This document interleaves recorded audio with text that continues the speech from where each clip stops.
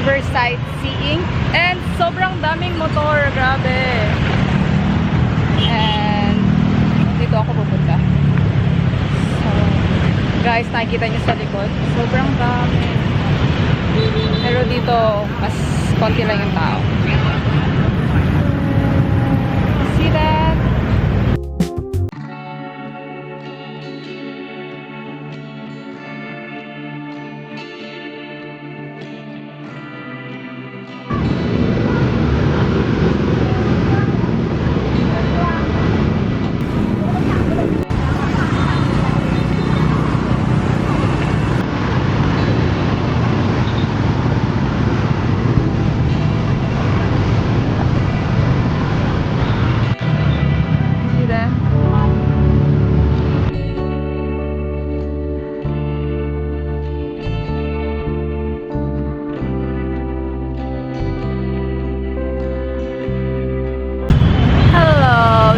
Still here in Saigon. So, isa sa pinakamahirap gawin dito ay tumawid.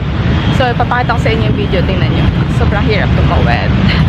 Nakakatakot. Mas nakakatakot pa sa Pilipinas. Pero, still, dito ko nakita na parang yung chaos or yung noise is pwedeng maging peaceful.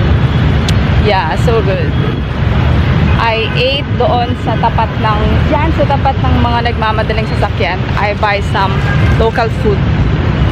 Hindi ko siya naubos, pero yeah. Pumunta muna ako dito sa medyo peaceful na place. Kasi doon sa kabila, yun, sobrang ingay doon.